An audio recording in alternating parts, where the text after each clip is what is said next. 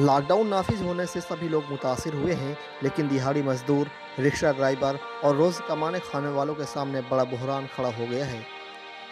UP की योगी हुकूमत ने ऐसे कामगारों को बड़ी राहत देते हुए महाना 1000 रुपये और राशन देने का ऐलान किया है। सरकार का यह कदम लाखों लोगों के लिए राहत भरी खबर है, लेकिन उन गरीब मजदूरों, रिक्शा ड्राइवरों, पटरी दुकानदारों, ठेला पर सब्जी बेचने वालों का क्या होगा, जिनके ना जॉब कार्ड बने हैं और न ही सरकारी रिकॉर्ड में कोई रजिस्ट्रेशन हुआ है।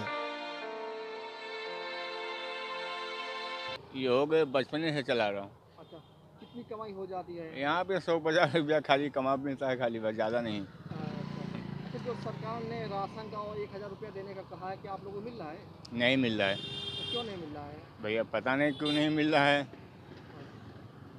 आपका मतलब जॉब कार्ड नहीं बना क्या? नहीं, आपने बनवाया नहीं कि बना नहीं? नहीं बना नहीं है। अच्छा। हाँ, नहीं भैया, कोई नहीं मदद कर रहा है। अच्छा, हाँ, फिर परिवार का खर्चा कैसे चल रहा है? कौन, मैं चटनी रोटी खवा रहा हूँ बच्चे लोगों को कमा के। 150 रुपया तुम कमा लेता हूँ।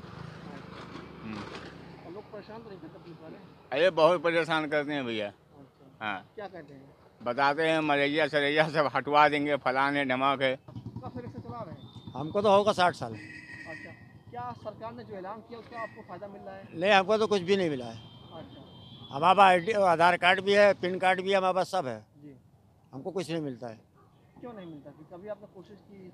देखो, सभासद ने कहा था, सभासद भी नहीं उनको दिला रहे हैं कुछ। कोई कारोबार करने के लिए जो पैसा आता है तो वो भी हम क्या सोचते हैं कि हमको दिला दिए तो हम कारोबार करें। अच्छा, वो भी नहीं मिला? ना, कुछ नहीं। अच्छा, राशन मिलता है? राशन हमको नहीं मिलता भाई। फिर परिवार का खर्चा कैसे चल रहा है आजकल?